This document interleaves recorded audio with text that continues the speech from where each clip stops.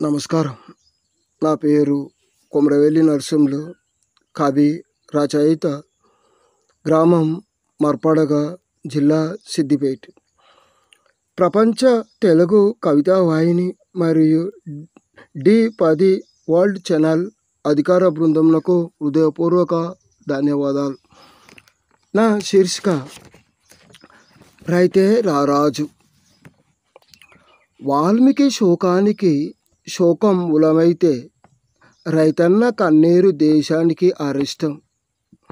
ప్రకృతి సత్యాలు తెలిసినవాడు, సృష్టి కర్మ ధర్మాలు పాటించువాడు రైతన్న. ప్రపంచానికి పిడికెడు మెతుకులు పెట్టే ధాన్యుడు, అన్నం పెట్టే రారాజు మన ఆత్మ బంధువు రైతన్న. ఆకలి మంటలు తాళలేక ఆత్మహత్య చేసుకుంటున్నాడు. ఆగని ఆత్మహత్యలు ఆదుకోని ఏ ప్రభుత్వం, రైతన్నకు భరోసా ఏది? గిట్టుబాటు ధర లేక, చేసిన అప్పులు తీర్చలేక, నేల నమ్ముకున్నోడు నేలపాలవుతున్నాడు చూడు.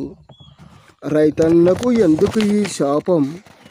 అతివృష్టి అనావృష్టితో పోరాడి పంటలెన్నో పండించిన, చేతికందిన పంట గిట్టుబాటు ధర లేక దిగులు చెందుతున్నాడు చూడు నేడు.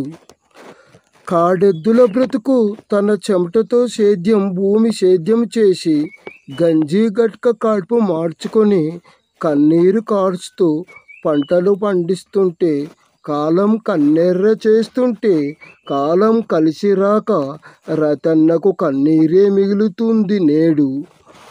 పుడమి తల్లిని నమ్ముకున్నోడు నేడు పుట్టెడు దుఃఖంలో ఉన్నాడు. తమ పిల్లలు ఆకలి తీర్చలేక, ఉన్నత చదువులు చదివించలేక, చేసిన అప్పులు తీర్చలేక, అందరి చివాట్లు తిడుతుంటే గడ్డి మందే దిక్కు అంటున్నాడు గరీబోడు. గరీబోడంటే గిట్ల ఎందుకయ్యా చులకన భావం? రైతన్నకి ఎన్ని చట్టాలు తెచ్చినా ఏమి ప్రయోజనం? అంగట్లో అమ్మా అంటే నీవు ఎవరి బిడ్డవు అన్నట్టు, రైతన్న కష్టాలు ఎన్నో చెప్పినా ఆ నారాయణమూర్తికి కరుణ లేదు. రైతే పంటలు పండించకపోతే త్రిమూర్తులకు కూడా కూడు లేదు, నైవేద్యము లేదు.